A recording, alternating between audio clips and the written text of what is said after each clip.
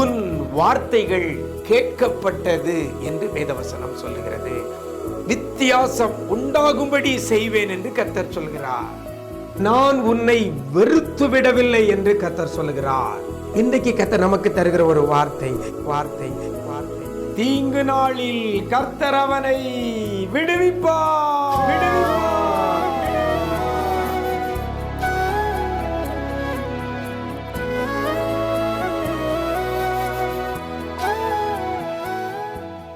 கிறிஸ்துவில் பிரியமானவர்களே, ஆண்டவரும் இரட்சகருமாகிய இயேசு கிறிஸ்துவின் ஈடு இணையற்ற நாமத்தில் உங்களுக்கு அன்பின் வாழ்த்துக்களை தெரிவிக்கிறேன். நல்லா இருக்கிறீங்களா?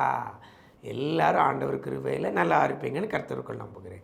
இந்த நாளிலும் கூட இந்த விசேஷித்த வார்த்தை நிகழ்ச்சி மூலமாய் இன்றைக்கும் ஒரு வேதவசனத்தை உங்கள் முன்னால் வைக்கப் போகிறேன். அது உங்களுக்கு பிரயோஜனமாக இருக்கும் என்று கர்த்தருக்குள் நம்புகிறேன். 41ஆம் சங்கீதம் 1ஆம் வசனத்தில் கடைசியில் இவ்வாறாக சொல்லப்படுகிறது, கர்த்தர் அவனை விடுவிப்பார்.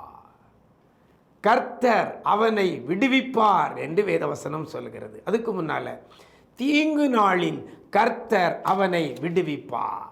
இந்த வசனத்தில் விடுவிப்பார் என்று கர்த்தர் சொல்லுகிறார். இன்றைக்கு நீங்கள் என்ன கட்டுகளில் இருந்தாலும் சரி, எந்த நெருக்கடியில் இருந்தாலும் சரி, எந்த போராட்டத்தில் இருந்தாலும் சரி, நம்முடைய ஆண்டவர் அதிலிருந்து விடுவிக்கிறவர்.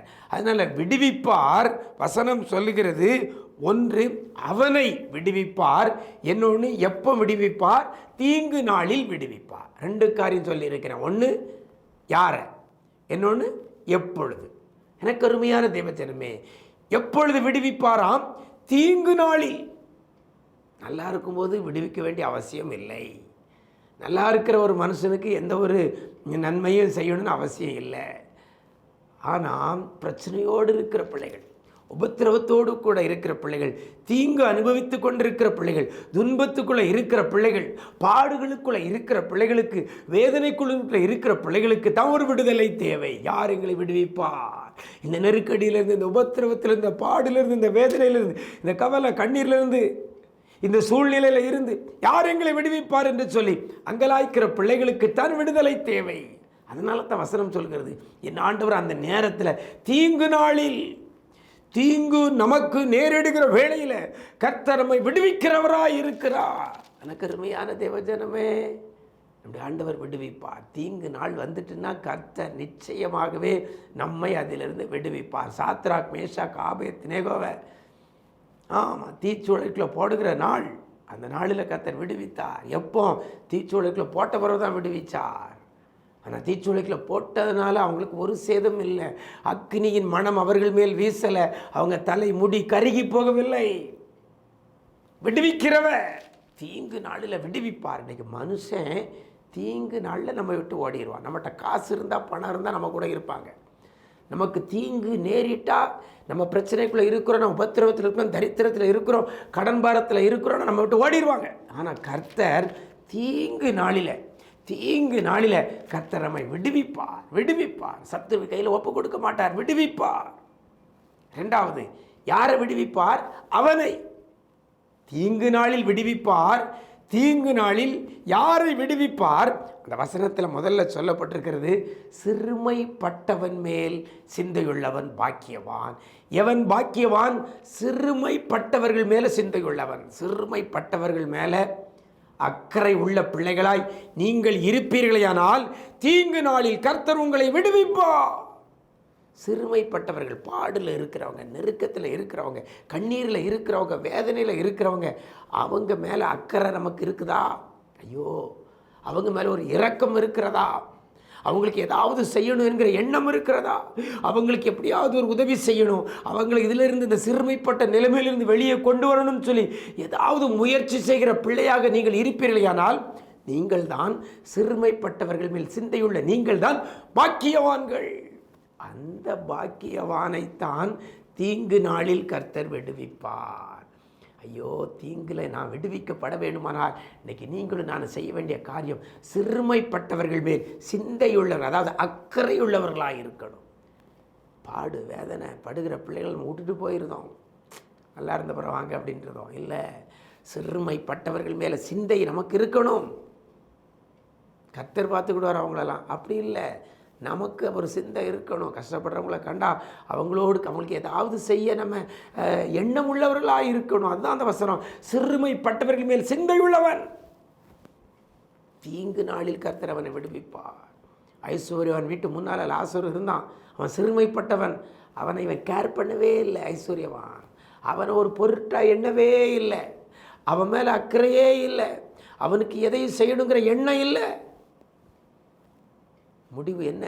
லாசருவோ ஆபிரகாமடியில் இருக்கிறான், தேற்றப்படுகிறான். ஐஸ்வர்யவானோ பாதாளத்தில் கிடக்கிறான். தீங்கு நாள் வந்துச்சு. அப்போ அவன் கேட்குறான்,